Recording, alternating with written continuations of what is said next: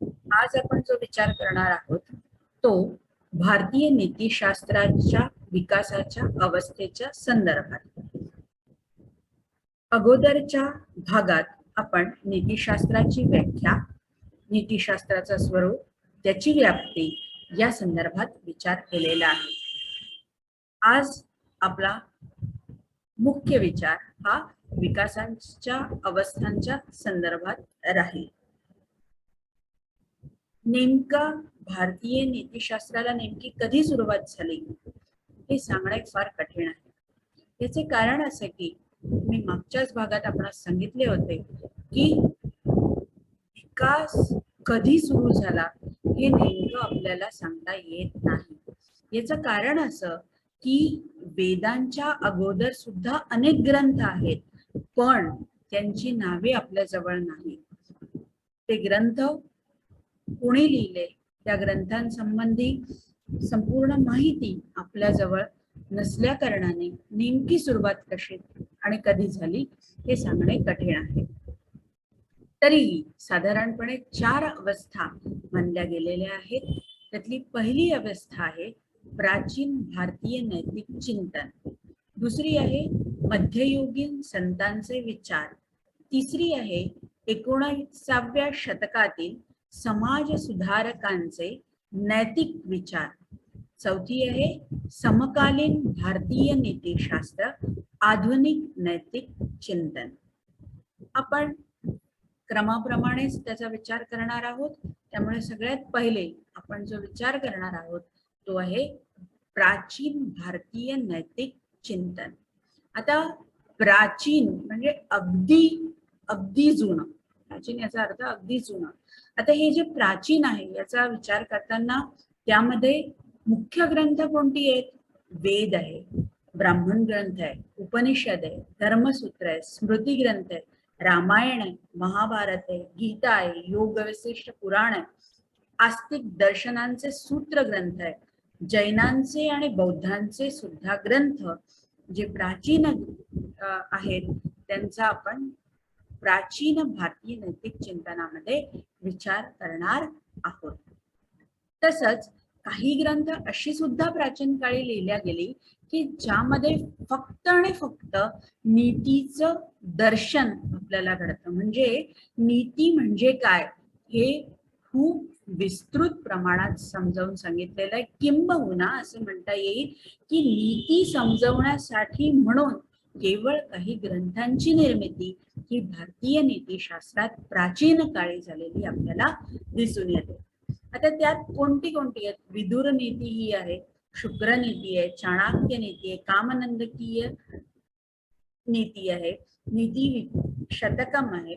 अशी अनेक ग्रंथ ही आपल्याला दिसतील की जी केवळ नीतीचं मार्गदर्शन करण्यासाठी लिहिलेली आपणास दिसून येतात. आता यामध्ये वेद हे जे आहे ते सगळ्यात प्रथम मानले गेलेले आहेत आणि तुम्हालाही माहिती आहे वेद हे 4 आहेत: ऋग्वेद, यजुर्वेद, अथर्ववेद व सामवेद. अशी ही 4 वेद आपल्याकडे आपण स्वीकारतो. तसेच वैदिक युगाच्या जीवनाचा मुख्य उद्देश काही होता तर तो म्हणजे सुख आणि ऐश्वर्य प्राप्त करणं. सुख आणि ऐश्वर्य प्राप्त करणं. आणि मग ते कसं करायचं तर त्यासाठी यज्ञाचा आधार घेतला जात होता. विविध प्रकारची यज्ञ त्यावेळी केली जायची आणि त्या यज्ञातून आपल्याला सुखप्राप्ती कशी मिळू शकेल हा पूर्ण प्रयत्न केला जात होता. तसेच त्या काळचा जो समाज होता तो ब्राह्मण, क्षत्रिय, वैश्य आणि शूद्र या 4 वर्णांमध्ये विभागलेला होता. आणि मग या 4 वर्णांप्रमाणे आपापली कर्तव्ये निश्चित होती आणि यज्ञ करण्याचा विशिष्ट वर्णांना अधिकार देखील तेथे होता. यज्ञयाग करणं, प्रार्थना करणं हे या युगाचं मुख्य वैशिष्ट्य होतं असं आपल्याला सांगता येईल. यानंतर वेदांनंतर आहेत ब्राह्मण ग्रंथ. यांचे देखील या काळात फार महत्वाचे स्थान आहे, कारण ऋण संकल्पना जी आहे ती या काळात विशेषत्वाने पाहण्याचा प्रयत्न केला गेलेला आपल्याला दिसतो. आता ऋण म्हणजे काय? ऋण याचा आपल्या सोप्या भाषेमध्ये अर्थ होतो कर्ज. कर्ज म्हणजे केवळ आर्थिक कर्ज असाच अर्थ होत नाही, तर ऋण ही अनेक प्रकारची आपल्याकडे मानले गेलेली आहेत. देवऋण आहे, पितृऋण आहे, मातृपितृऋण आहे, त्यानंतर पितर ऋण आहे. अशा अनेक ऋणांचा उल्लेख भारतीय परंपरेत झालेला आपल्याला दिसून येतो. आता मातृऋण किंवा पितृऋण म्हणजे काय? तर आपल्या आई वडिलांनी आपल्यासाठी जे काही आपलं आयुष्य वेचलेलं असतं त्याची परतफेड, त्याचं ऋण म्हणजे त्याचं एक प्रकारचं कर्ज आपल्या मनामध्ये असलं पाहिजे की नाही, त्यांनी आमच्यासाठी सगळं काही केलेलं आहे, मग आम्हाला सुद्धा त्यांच्या वृद्धापकाळात किंवा त्यांना जेव्हा केव्हा गरज असेल आणि आपण सक्षम असू तेव्हा त्यांना मदत करणं हे आपलं कार्य आहे. म्हणजेच काय की कुठेतरी आपल्यावर त्यांनी आपल्याला मोठं केलं, त्यांनी आपल्यासाठी सगळी आपलं आयुष्य वेचलं, या गोष्टींचा मनामध्ये नेहमी विचार असला पाहिजे. पितरांच्या बाबतीत सुद्धा आपल्याकडे असं मानलं गेलेलं आहे. पितर म्हणजे ज्या आपल्याच घरातील काही व्यक्ती ज्या या विश्वात नाही, त्या आत्मा परमात्म्यात विलीन झालेले आहेत, अशा पितरांचा सुद्धा ऋण मानणं गरजेचं आहे. कारण आपण मी या ठिकाणी असं म्हणेन की आपण फक्त सांपत्तिक जेव्हा आपल्याला काहीतरी मिळणार असतं, पैशाचं काहीतरी मिळणार असतं, प्रॉपर्टी जेव्हा काहीतरी मिळणार असतं, तेव्हा आपल्याला कदाचित आपले पितर आठवतात, अन्यथा कदाचित ते आठवण्याचे चान्सेस सुद्धा कमी असतात. त्यामुळे या ठिकाणी महत्वाचं की आपल्याकडे असं मानलं गेलेलं केवळ आई वडिलांपुरतच नाही, तर त्यांच्या अगोदर, कारण या लोकांनी सुद्धा आपल्यासाठी खूप काही केलेलं असतं. केवळ मुळात आपल्या आईबाबांचा जन्म हा त्यांच्यामुळेच झालेला असतो, आणि मग आईबाबाच नाही, असे अनेक नातेवाईक असतात की जे आपल्या कुळाचे असतात आणि ज्यांनी आपल्यासाठी काहीतरी केलेलं असतं, म्हणून त्यांचं सुद्धा ऋण या ठिकाणी मानणं आवश्यक आहे. आणि या सगळ्यांचा आढावा हा ब्राह्मण ग्रंथांमध्ये आहे आणि त्यातून हा विचार खूप जास्त प्रमाणात विकसित करण्यात आलेला आहे. त्यानंतरचा जो कालखंड आहे तो उपनिषदांचा आहे. आता उपनिषदांमध्ये असं होत गेलं की हे जे बाह्य अवडंबर आहे, म्हणजे यज्ञ, याग, बळी, या सगळ्या गोष्टी तेव्हा योग्य मानल्या जात होत्या. जरी बौद्ध आणि जैन दर्शनात हिंसेला अमान्य केलेलं असलं तरी मात्र वैदिक काळाचा जर विचार केला तर हिंदू विचारधारेमध्ये आपल्याला असं दिसतं की बळी देणं हे योग्य मानलं जात होतं. आणि विशिष्ट यज्ञ करताना सुद्धा विशिष्ट पद्धतीनेच तो यज्ञ केला गेला पाहिजे, विशिष्ट प्रकारचेच तांदूळ वापरले पाहिजे, विशिष्ट प्रकारचंच तूप त्या ठिकाणी पाहिजे, अशा ज्या नियमावली होत्या, या नियमावलीतून माणूस थोडा बाहेर पडला आणि केवळ बाह्य अवडंबराला महत्व न देता व्यक्ती अंतर्मुख होऊ लागला. मी कुठून आलोय, माझा जन्म कशासाठी झालाय, मला काय मिळवायचंय, माझी ध्येय काय आहे, अशा आत्मिक प्रश्नांचा विचार येथे मोठ्या प्रमाणात होऊ लागला. आणि जे केवळ बाह्य अवडंबरावर कुठेतरी अडकलेलं तत्वज्ञान होतं ते अंतर्मुख व्हायला लागलं. आत्मतत्वाबद्दल, परमतत्वाबद्दल इथे शोध होणं सुरू झालं. त्यानंतर आपल्या लक्षात येईल की उपनिषदांनंतर धर्मसूत्र येतात, रामायण येतं, महाभारत येतं, पुराणं येतात. आता धर्मसूत्रांमध्ये सुद्धा विशिष्ट पद्धतीने कसं वागायचं याचंच उत्तम वर्णन केलेलं आहे. त्याचबरोबर पुराणात सुद्धा छोट्या छोट्या गोष्टी सांगितल्या आणि त्या गोष्टी सांगून आपल्याला कसं वागायला पाहिजे त्याचं खूप छान मार्गदर्शन त्या ठिकाणी केलेलं आहे. रामायण महाभारत तुमच्या अतिशय परिचित असलेले. रामायण हे तर अतिशय आदर्शवादी, अतिशय आदर्शवादी. म्हणजे कधी कधी वाटतं खरंच इतकं करणं गरजेचं आहे का. आज जेव्हा आपण बघतो तेव्हा, पण तो रामाचा काळ होता आणि राम हा आदर्शच होता. त्यामुळे राम, सीता, भरत, लक्ष्मण, शत्रुघ्न भावंड कशी एक चांगल्या प्रकारे राहू शकतात याचं उत्तम उदाहरण रामायणामध्ये आपल्याला दिसतं. आईसाठी असलेलं प्रेम, सावत्र आई असताना देखील तिच्यावर राम ज्या पद्धतीने प्रेम करतात, खरंच अनेक आदर्श आहेत. आणि या आदर्शातूनच नीती सांगितली गेलेली आहे की कसं वागायचंय. वागताना माणसांनी आपल्या वर्तनात किती चांगलेपणा आणायचंय याचे अनेक उदाहरणं रामायणात आपल्याला भेटतात. मग रामायणात आहे असं आपण म्हणूया.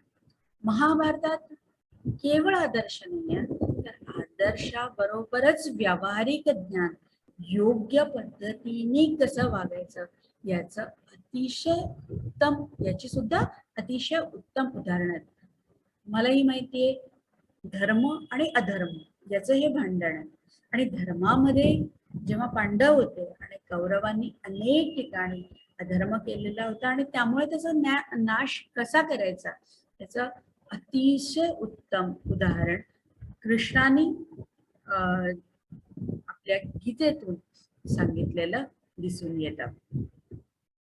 त्याचबरोबर रामायण आणि महाभारतात केवळ तेवढाच विचार नाहीये, तर आत्मोन्नतीचा विचार देखील.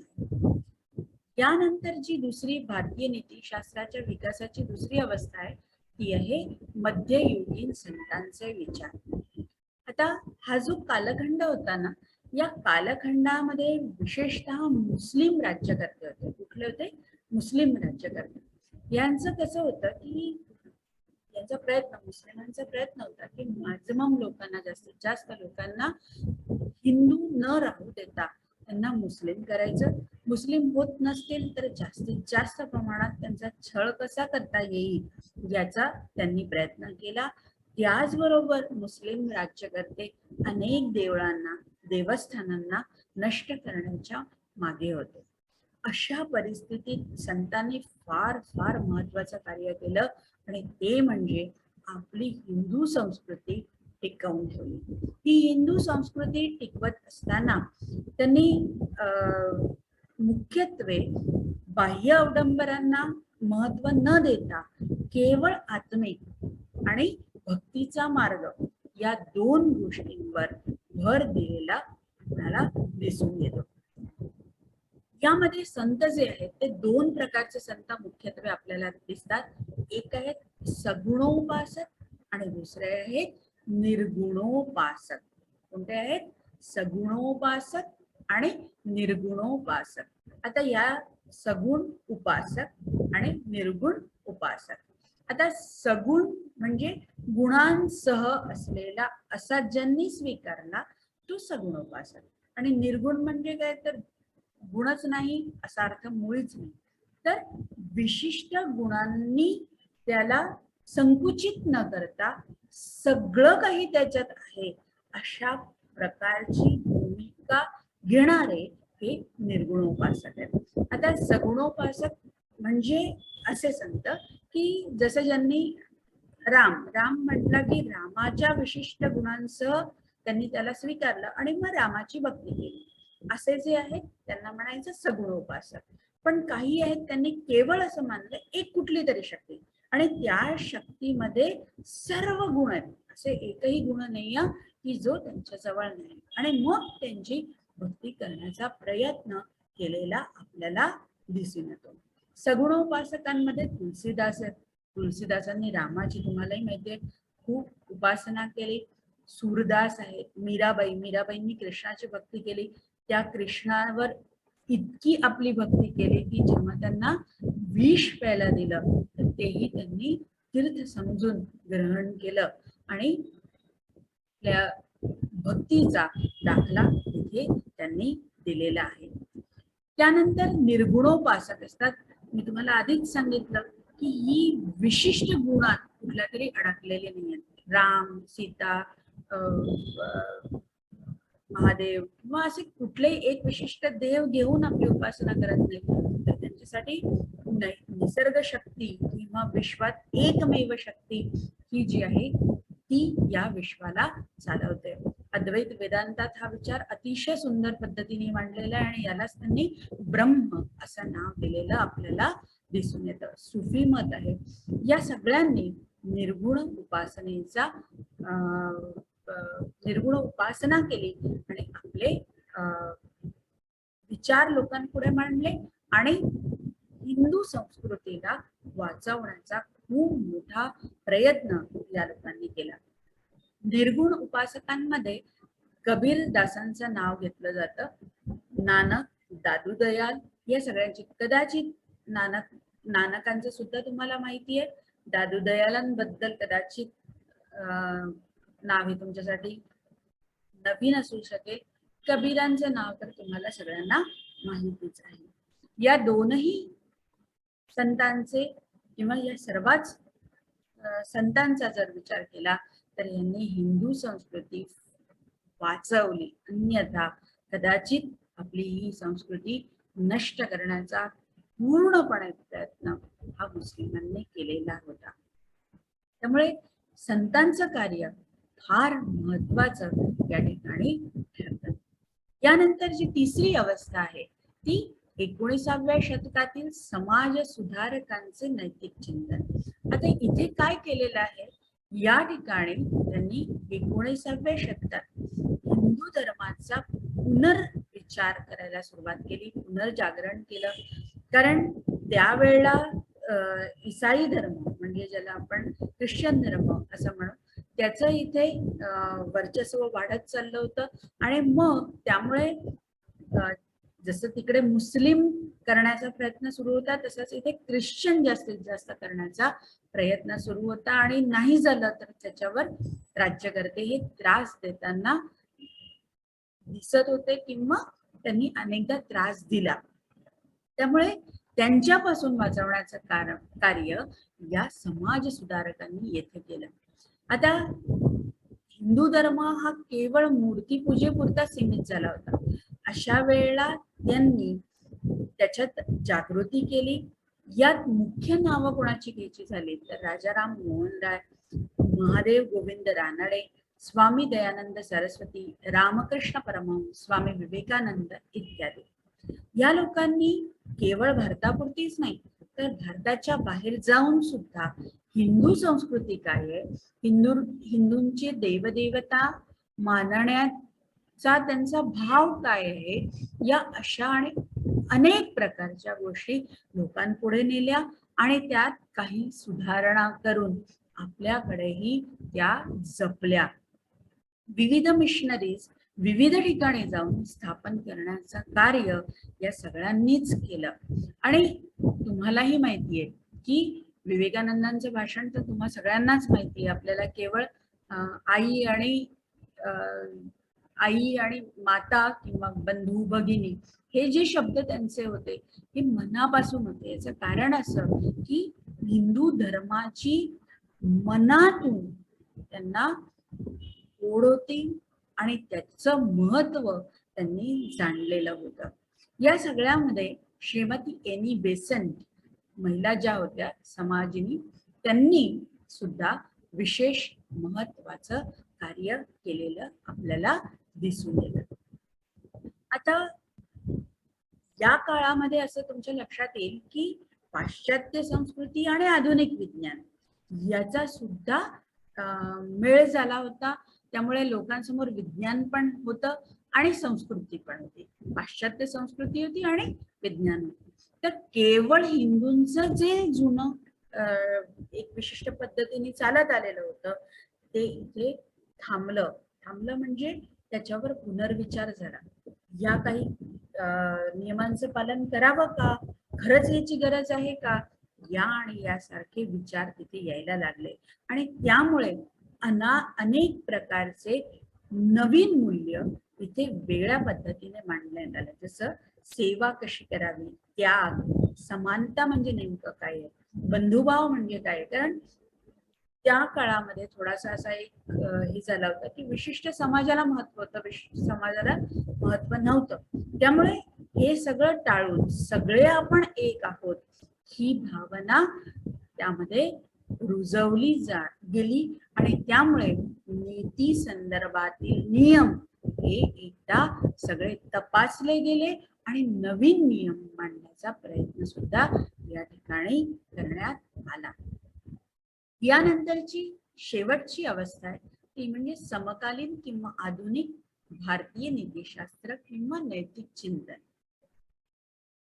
आता या ठिकाणी समानता मी आधीच म्हटलं की त्याची पाळेमुळं मागच्या याच्यात आहेतच. समानता, बंधुभाव हे सगळे जसे सुरू झाले होते तसेच त्याचबरोबर सर्वांना शिक्षण मिळालं पाहिजे ही सुद्धा या ठिकाणी एक महत्वाची बाब सुरू झाली की मुलींना शिक्षण नव्हतं. एक विशिष्ट काळ असा होता की मुलींनी शिक्षण घ्यायचं नाही. मग ते सुद्धा या काळामध्ये बदलवण्याचा प्रयत्न करण्यात आला. वैयक्तिक विकासाला सुद्धा येथे महत्वाचं स्थान दिलं गेलं. केवळ समाजाचा विचार न करता व्यक्तीने सुद्धा आपला विकास केला पाहिजे या गोष्टींवर जोर देण्यात आला.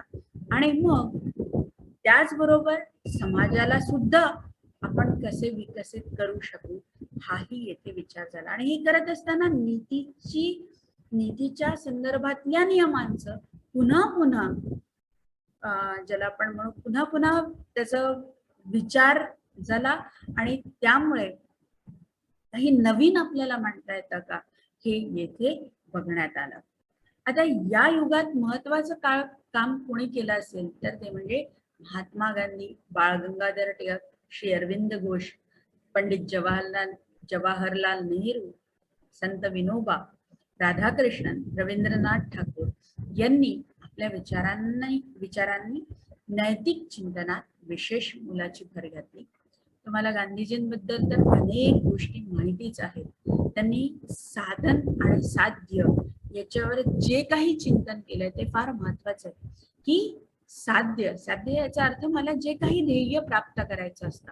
आता जे ध्येय प्राप्त करायचं असतं त्यासाठी काही नियम घालून दिलेले असतात आणि हे नियम निश्चितच नैतिक असले पाहिजे.